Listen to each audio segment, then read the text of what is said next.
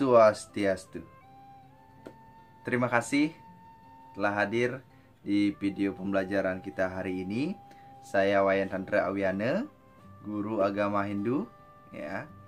Dalam kesempatan ini kita akan meneruskan pembelajaran kita mengenai yatnya dalam Mahabharata. Sebelum itu, mari kita berdoa terlebih dahulu. Ambil sikap asana. Om prasada stiti sarira siwa suci nirmala yanama swaha. Pranayama.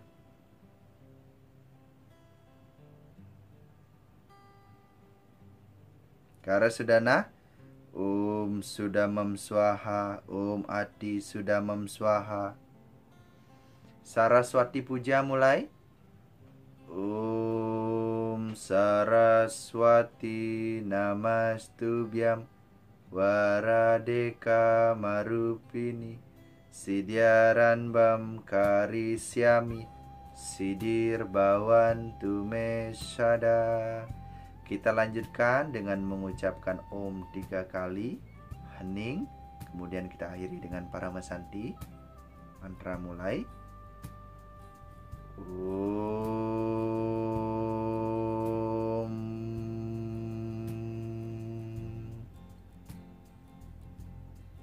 Om.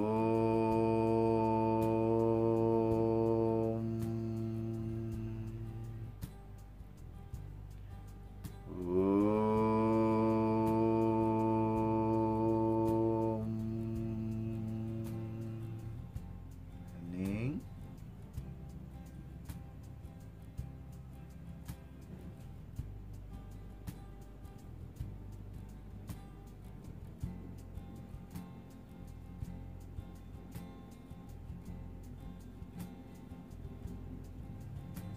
Paramasanti mulai.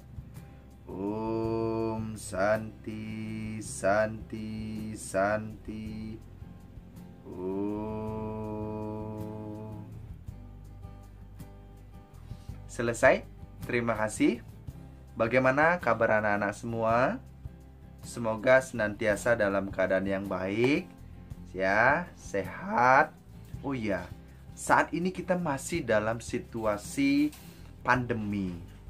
Saya menghimbau kepada anak-anak semua untuk selalu peduli, untuk selalu mengutamakan yang namanya protokol kesehatan. Ya, ini sesuai dengan himbauan Guru Wisesa. Demi kesehatan kita, demi keselamatan keluarga kita. Nah, sebelum kita masuk pada apa itu yatnya yang terdapat dalam kisah Mahabharata, sebelumnya saya ingin tanya dulu. Menurut kalian, apa sih itu yatnya? Oke, jawabannya nanti.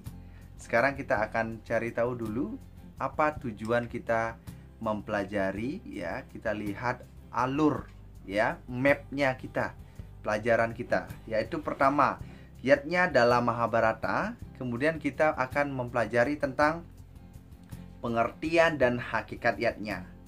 Yatnya dalam Mahabharata, syarat pelaksanaan yatnya, dan mempraktekkan ajaran yatnya. Berikutnya, ada tujuan dan manfaat. Apa sih tujuannya? Apa sih manfaatnya kita mempelajari tentang yatnya? Oke.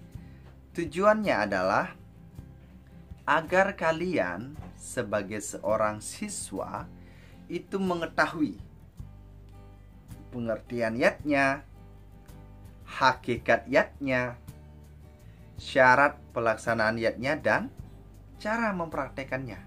Nah, kemudian manfaatnya sangat jelas bahwa ketika kalian sudah mempelajari yatnya, kalian bisa memahami, bisa mengerti, dan bisa mempraktekkan ajaran yatnya.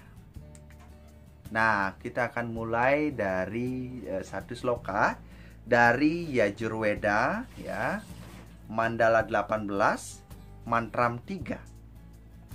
Artinya bahwa dengan sarana ya persembahan yatnya, semoga kami memperoleh sifat-sifat kemuliaan, kejayaan, kekuatan rohani, kekuatan jasmani, kesejahteraan, dan selalu dalam lindungan ide Sang Yang Widi. Nah itu ya. Jadi itulah hakikat dari yatnya. Nah, terkait dengan pertanyaan di awal, apa itu yatnya? Apa itu yatnya?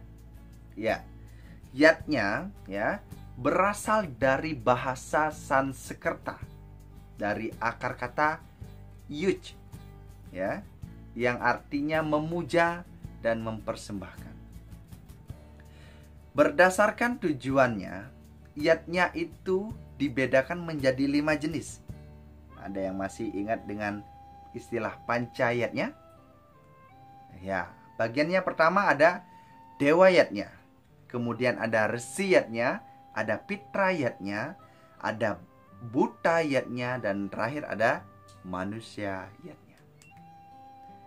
Mengapa kita melakukan yatnya? Ada yang tahu kenapa sih? Ya, karena kita sebagai manusia yang lahir ke dunia ini memiliki 3 hutang. Hutang ini disebut dengan istilah Trirena. Apa saja yang terdapat dalam Trirena? Pertama ada Dewa Rena, ada Resi Rena, ada Pitra Rena. Bagaimana cara kita membayar hutang kepada Dewa Rena?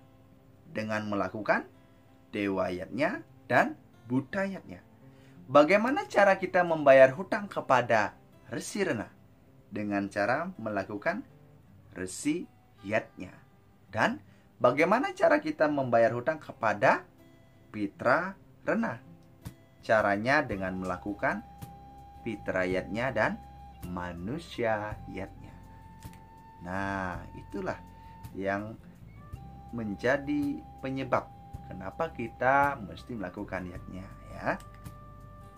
Nah, siswa-siswa yang cerdas, di dalam kisah Mahabharata saat pelaksanaan upacara yatnya yang besar yang dilakukan oleh Pandawa, yaitu Aswamedha yatnya. Wow, korban 1000 ekor kuda.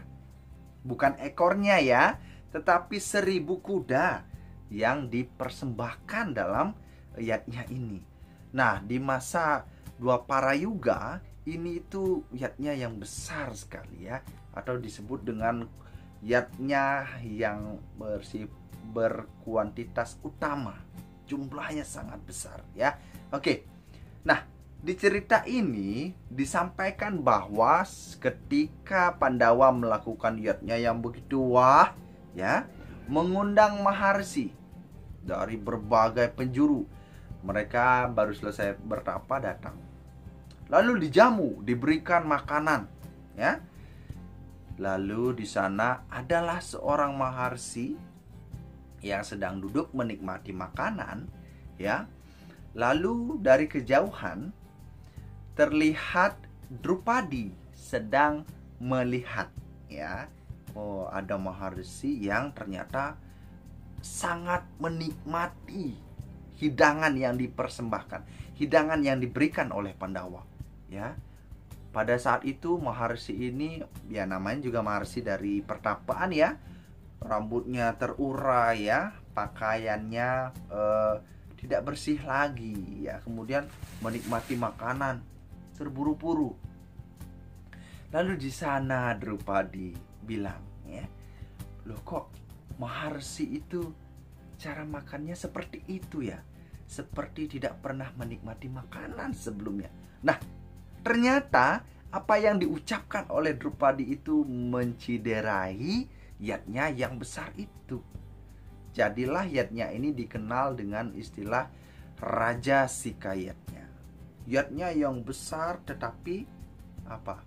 Tidak ikhlas. Karena perkara kecil tadi, Drupadi mencibir seorang maharsi, orang suci. gitu ya. Itu ternyata mencederai pelaksanaan niatnya mereka. Oke. Nah, apa yang menjadi pesan moral dari cerita itu? Kalau kita melakukan niatnya ya, itu harus dilakukan dengan tulus dan ikhlas dan penuh keyakinan.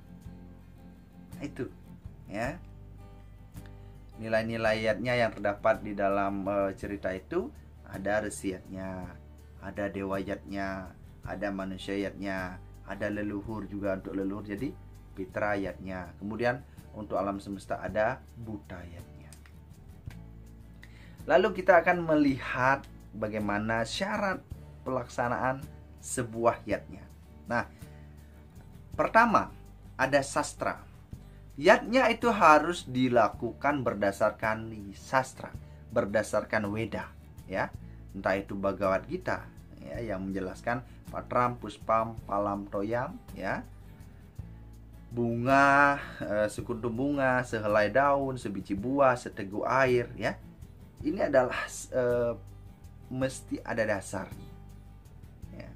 Kemudian ada serada. Apa itu serada? Keyakinan. Kita sebagai orang yang melaksanakan yatnya mesti yakin betul ya bahwa yatnya yang kita lakukan ini memiliki tujuan yang sangat mulia, suci ya. Nah, kemudian ada lascarya. Ikhlas, tulus dan ikhlas. Kalau sudah melakukan yatnya, ya sudah lakuin saja semaksimal mungkin ya. Nah, kemudian ada daksina, memberikan persembahan. Ucapan terima kasih kepada maharesi, orang suci, pemangku, pandita ya, yang menyelesaikan upacara yang kita buat ya, itu. Jadi kita memberikan daksina berupa dana, berupa sembako bisa ya. Kemudian ada mantram. Mantram itu adalah yang digunakan untuk menghantarkan ya yatnya, menghantarkan sarana yang digunakan misalnya Banten, Canang, Daksina ya, itu mesti menggunakan mantra. Kemudian ada nasmita. Nasmita itu tidak untuk pamer. Jangan sampai ya yatnya yang kita lakukan itu untuk menunjukkan kita bisa ya, untuk menunjukkan kita punya materi yang banyak, kita punya kekuasaan ya. Tidak seperti itu tujuannya. Nasmita tidak pamer. Oke. Kemudian berikutnya ada anasewa. Wow, anasewa. Ini adalah pelayanan. Kita menjamu tamu-tamu yang datang, entah itu para undangan ya, kerabat, tetangga, ya, keluarga kita, itu kita jamu, berikan hidangan makanan. Berikutnya ada jenis pelaksanaan yatnya. Ya. Ada yang tahu purnama tilem? Ada yang tahu galungan dan kuningan? Ya. Ada yang tahu mesaiban? Ternyata dalam jenis pelaksanaan yatnya itu ada 3. Ada nitya yatnya. Nitya yatnya ini adalah yatnya yang dilakukan setiap hari. Apa itu? Melakukan puja trisanya ya, menghormati kedua orang tua, mengucapkan salam ya, belajar dengan semangat ya setiap hari. Itu adalah nitya yatnya. Kemudian naimitika yatnya. Ada yang namanya Saraswati, Galungan, Kuningan. Ini ya hari suci yang dirayakan ya, atau yatnya yang dirayakan pada hari-hari tertentu. Ya, bisa Nyepi, Tahun Baru Saka ya. Kemudian Siwaratri. Kemudian ada pelaksanaan yatnya yang insidental. Insidental tuh pada kejadian tertentu. Misalnya ada yang kecelakaan ya, itu di situ dibuatkan upacara yatnya ya. Berikutnya ada kuantitas dan kualitas yatnya ya. Kuantitas yatnya itu adalah jumlah ya. Ada yang namanya nista, madya, dan utama. Nista ini adalah yatnya yang sederhana yang kita lakukan. Kemudian madya ini adalah yang sedang. Kemudian utama adalah yang luar biasa, komplit, kompleks, banyak ya. Kemudian ada kualitas. Kualitas yatnya itu ada satwam, rajas, dan tamas.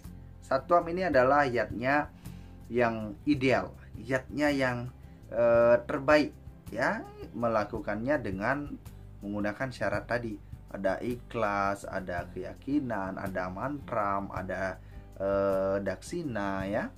Kemudian ada anasewam, kemudian ada nasmita. Kalau misalnya raja sikayatnya yang digunakan hanya untuk pamer. Yatnya itu dibuat hanya menunjukkan bahwa saya bisa ya membuat yatnya yang besar, hanya menunjukkan kepada lingkungan sekitar. Tetapi kuncinya adalah tadi, yatnya itu mesti ada keyakinannya, ada tulus dan ikhlasnya, tidak untuk pamer. Kalau yatnya yang dibuat itu untuk pamer, itu berarti yatnya yang bersifat rajasika. Kemudian ada yatnya bersifat berkualitas tamasika. Yatnya yang dibuat itu tidak menggunakan keyakinan, kemudian tidak menggunakan mantram, tidak ada sewanam ya, tidak ada pelayanan. Jadi melakukan yatnya hanya sekedari, seadanya ya, tidak mau berusaha untuk melakukan yang terbaik, padahal itu yatnya itu dilakukan untuk diri kita, untuk lingkungan kita, dan kita kepada desa yang widi gitu ya. Nah, perlu kita tahu juga ya, perlu kalian tahu bahwa yatnya itu tidak hanya sebatas persembahan yatnya dengan canang sari, dengan daksina ya, tetapi semua yang berkaitan dengan apa yang kita lakukan itu didasari dengan ketulus dan ikhlasan, maka itulah yatnya. Belajar, berbagi makanan dengan teman, membantu orang tua kita ya, mencuci piring, nyapu halaman ya, membukakan pintu gerbang, itu adalah yatnya. Semua yang kita lakukan itu adalah yatnya, berdasarkan dengan tulus dan ikhlas. Kemudian di kisah Mahabharata tadi kita bisa tahu bahwa ya, syarat pelaksanaan yatnya yang berkualitas itu mesti ada yang namanya sewanam, keyakinan, adanya daksina ya, syarat pelaksanaan yatnya. Kemudian yatnya itu sepatutnya dilaksanakan oleh manusia sebagai bentuk persembahan, ucapan terima kasih, bersyukur ya, dan penyeimbang terciptanya apa? Kehidupan yang harmonis antara manusia dengan sesama ya, antara manusia dengan lingkungan, dan antara manusia dengan ide Sang Hyang Widi Wasi. Nah, itulah kegiatan yatnya kita hari ini ya, yatnya dalam Mahabharata ya. Untuk itu di pembelajaran berikutnya silahkan kalian mencari ya pelaksanaan yatnya yang ada di lingkungan rumah kalian, kemudian kalian cari gambarnya di internet yang berkaitan dengan pancayatnya itu, salah satunya saja. Kemudian kalian presentasikan apa yang sudah ditemukan. Oke? Baik. Terima kasih atas pembelajaran kita hari ini. Semoga apa yang saya sampaikan bermanfaat dan menambah wawasan kalian semua. Mari kita akhiri proses pembelajaran ini dengan mengucapkan Paramasanti. Paramasanti mulai. Om Santi Santi Santi. Om